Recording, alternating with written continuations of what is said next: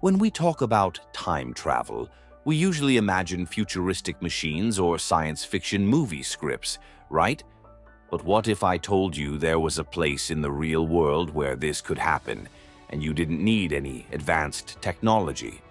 Welcome to the Diomedes Islands. Two isolated pieces of land, separated by just over 3 kilometers of frozen sea.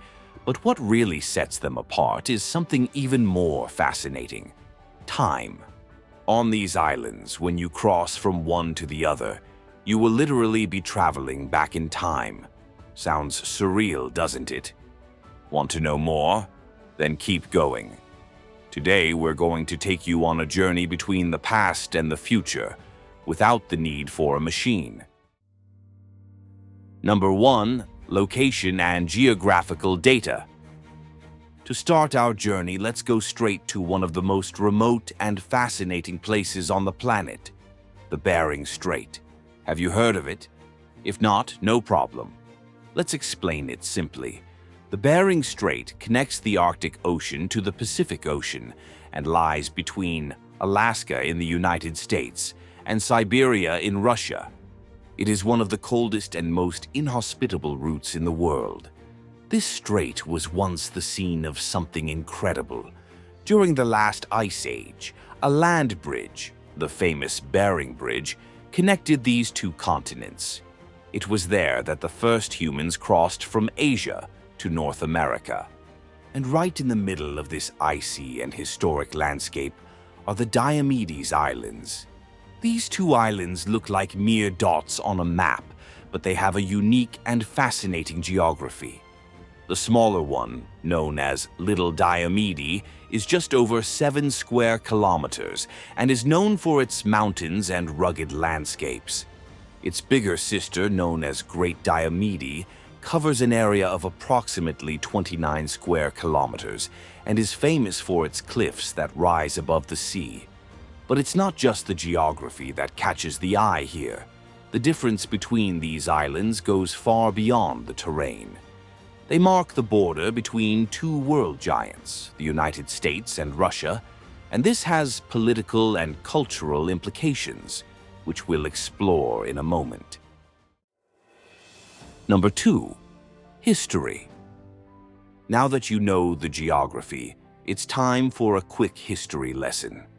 Let's go back in time and understand how these islands earned their place in the books. The Diomedes Islands were first mentioned in 1648, thanks to the Russian explorer Semyon Zhnev. However, it wasn't until 728 that the first foreigner set foot there. Vitus Bering, a Danish navigator who, curiously enough, was in the service of the Russian Empire. Bering was hired by Tsar Peter the Great to lead expeditions to expand knowledge of Russia's eastern borders. And yes, it is the same Bering who gives his name to the famous strait that separates the two strips of land. Now, you might be wondering, why the name Diomedes? Well, the name was given because the navigator reached the islands on August 16th, the day on which the Russian Orthodox Church celebrates Saint Diomedes. But here comes the curious part. Today, one of the islands belongs to the United States, and the other to Russia. In the beginning, both islands were part of the Russian Empire. But in 1867, the United States made a deal with Russia to buy Alaska, and one of the sister islands was included in the package. To make sure everything was clear, a borderline was drawn between the two islands, making the separation between the two countries official. Number 3. Border between the United States and Russia. Who would have thought that the United States and Russia would be so close, right? Well, while Little Diomede is part of the state of Alaska, Great Diomede is Russian territory. 2 countries and 2 continents separated by just a few kilometers of frozen sea. During the winter, the sea between the islands freezes, creating a natural ice bridge, and theoretically it is possible to walk from one country to the other over this ice. Can you imagine crossing the border between the United States and Russia on foot? Fascinating, isn't it? Of course, as well as being illegal, it would be extremely dangerous. But the idea alone is impressive. This geographical proximity was also of great importance during the Cold War, when tensions between the two countries were at their height. The strait that separates the islands became known as the Ice Curtain, an allusion to both the climate and the political barrier that divided the world at the time. Number 4. The world's shortest time travel. Although the Diomedes Islands appear to be practically side by side, they are separated by something incredible: 21 hours difference in the clocks. This curious phenomenon is due to a geographical peculiarity and a decision made back in the 19th century, when scientists needed to come up with a way of organizing time around the world. That's when the concept of the time zone emerged, and with it, the famous international date line. This imaginary line cuts across the globe from north to south, and when you cross it, you literally travel through time, moving 24 hours forward or backwards on the calendar. And here's an interesting story. Kiribati, a country spread over several islands in the Pacific, was divided by almost 24 hours due to this line. Imagine the confusion. If you traveled from one island to another within the country itself, you could leave one day and return to the previous one without leaving the territory. In '95, to solve this mess, Kiribati decided to move the international date line, putting all its islands on the same day. Today, Kiribati is the first country to celebrate the new year. But back to the Diomedes. The international date line passes exactly between Little and Big Diomede, separating the two islands not only by a strait of icy water, but also by an entire day on the calendar. While on Little Diomede, with its few Eskimo residents, it's still today, on Great Diomede, currently uninhabited, it's already tomorrow. Now imagine, if you cross from Little to Big Diomede, you arrive literally the next day. And if you go the other way, you go back in time. You start your journey today and arrive yesterday. It only takes 10 minutes by boat, but it's like something out of science fiction. This geographical peculiarity is so unique that it inspired the famous Italian writer Umberto Eco to write The Island of the Day Before, one of his greatest successes. The book helped popularize this incredible curiosity of the Diomedes Islands, which are neighbors in geography, but are separated by the greatest possible distance on the clocks. This is why they have earned nicknames. Big Diomede is called the Island of Tomorrow, while its smaller sister, Little Diomede, is known as the Island of Yesterday. Number 5. Infrastructure. Currently, only Little Diomedes is inhabited. This is because, before the demarcation of the border and the sale of Alaska, both Little and Big Diomede were inhabited by Inupiaq communities, who had a lifestyle well adapted to the environment. During the winter, when the sea between the islands froze, they used this ice road to cross from one island to another. In addition, during the summer, they also made use of umiaks, boats covered in sealskin and equipped with rudimentary engines, which took them not only from one island to another, but to more distant regions, such as Siberia. All this, however, took a new turn with the arrival of the Cold War. It was during this period that the Soviet Union expelled the Eskimos from Great Diomede, fearing that they might be spies. The families were relocated to the mainland and the island became uninhabited. In place of the traditional villages, a Russian weather station and a border guard military base were built, which still exist and function today. On Little Diomede, the situation took a different path. Today, around 77 people from the Inupiaq community live there. There are around 40 houses, and life on the island continues to revolve around fishing and hunting seals, bears, and foxes, activities that have sustained the community for generations. The infrastructure is basic. There are no roads, cars, or large shopping centers. Communication with the rest of the world is limited, and the internet only appears when the weather cooperates. Supplies arrive by helicopter or icebreaker, but only sporadically. Number 6. Record. Among the most curious facts about the Diomedes Islands, one involves the breaking of a record and an unexpected attempt to unite two countries during the Cold War. In 1987, long-distance swimmer Lynn Cox decided to make the crossing between the Diomedes Islands, more than 3 kilometers in icy waters, with temperatures around 6 degrees Celsius. Her goal wasn't just sporting. She wanted to symbolize a rapprochement between the United States and the Soviet Union. It took 2 years to organize the crossing.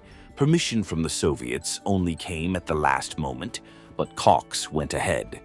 After more than 2 hours swimming in extreme conditions, she reached the Great Diomede on the Soviet side. What happened next was as unexpected as the challenge itself. A Russian doctor was there, ready to provide assistance, and in a show of goodwill, the Soviets greeted her with hot tea, something unimaginable in the midst of decades of political tension. But the most curious thing was that the American and Siberian Eskimos, who had been brought to the scene for the event, got together and started singing folk songs while Cox recovered. That simple crossing took on a symbolism that no one expected. In the end, Cox was greeted by the leaders of the two superpowers, Ronald Reagan and Mikhail Gorbachev. And although his crossing wasn't the end of the Cold War, it happened just before historic moments, such as the fall of the Berlin Wall and the end of the Soviet Union. Number 7. Bridge between two countries. The Cold War ended 33 years ago, and a lot has happened since then. However, little has changed in the relationship between the Americans and the Russians. Crossing the strait between the Diomedes Islands is still illegal, but believe me, there have been ambitious plans to connect the two continents with a bridge. The idea of building a bridge or tunnel across the Bering Strait, which separates Alaska from Siberia, is not new. In fact, it was proposed at the end of the 19th century. In 1890, William Gilpin, the first governor of Colorado, presented a visionary project called the Cosmopolitan Railway, which would connect all continents by rail, including a link across the Bering Strait. Shortly afterwards, in 1905, engineer Joseph Strauss, later known for designing the iconic Golden Gate Bridge, revisited this idea, proposing a railroad bridge across the strait. However, the project was considered too expensive and risky at the time. In 1905, Tsar Nicholas II of Russia even approved a proposal to build a rail tunnel linking Alaska to Siberia. But with the political turmoil and revolutions in Russia, the project was shelved. The Second World War rekindled interest in transportation routes further north, but again, the costs and complexity made the project unfeasible. Even so, the idea of a direct connection between the two continents never completely disappeared. Throughout the 20th century and up to the present day, engineers and futurists have revisited the proposal several times. One of the most daring ideas included the construction of an underwater tunnel, similar to the Eurotunnel that connects the UK to France. But the challenges are immense. Although it's only 4 kilometers away, the Bering Strait is one of the most hostile regions on the planet, with strong winds, icy waters, and frozen seas for much of the year. In addition, the varying depth of the strait and frequent earthquakes make engineering a project of this size extremely complicated. And of course, we can't forget the political tensions. In the current scenario, especially with the conflict in Ukraine and the growing influence of NATO, the The thought of a partnership between the United States and Russia to carry out a project of this magnitude seems utopian. Even so, if these obstacles were overcome, the benefits would be enormous. A direct land route between the United States and Russia could transform trade between the continents, boost tourism, and bring development to the remote regions of Alaska and Siberia. But for the time being, this dream still seems distant. Who knows, maybe in the not-so-distant future, with technological advances and international cooperation, this link between two continents could finally come to fruition. After all, it never hurts to dream, does it? Number 8. How to get there. Exploring the Diomedes Islands is undoubtedly a unique and challenging adventure. To begin your journey to Diomedes Minor, the American island, your starting point will be Alaska. But don't think you can just take a direct flight and land on a conventional airstrip. The only way to get there is to take a plane to Nome, a small Alaskan coastal town, and from there board a helicopter. But here comes an interesting detail. The helicopter only flies during the winter. That's when the sea freezes, allowing a temporary landing strip to be built on the ice. During the summer months, weather conditions make the trip practically impossible, with the sea thawing and frequent storms sweeping through the region. When you get there, don't expect to find luxurious hotels or cozy inns. The most common accommodation? The island school. That's right. The school offers a few rooms for the rare adventurers willing to visit this isolated corner of the world. Now, if you're thinking of hopping over to Diomedes Minor, the Russian island, it's not that easy. If you're on the American side and want to visit the Russian side, you'll literally have to go around the world. That's because the only way to get there is to travel to Russia, which involves a long flight of over 5,000 kilometers. The fastest route is a flight from Anchorage in Alaska to Siberia in Russia, passing through cities such as Irkutsk. But bear in mind that you'll have to face a journey of around 12 hours, including stopovers. And the journey doesn't end there. Once on Russian soil, you will have to apply for official permission to visit Diomedes Minor, as it is a Russian military base. The bureaucracy is heavy, and there's a good chance that your request will be denied. And that brings our journey through the fascinating Diomedes Islands to an end. Keep traveling with us and discover other destinations as surprising as these islands, full of mysteries and curiosities. So don't forget to turn on your notifications to stay up to date with all our upcoming videos. If you're not already part of our community, sign up now and join the group of explorers who love venturing into the unknown. And for those of you who have followed us to the end, thank you very much. See you on our next Bello Mundo adventure.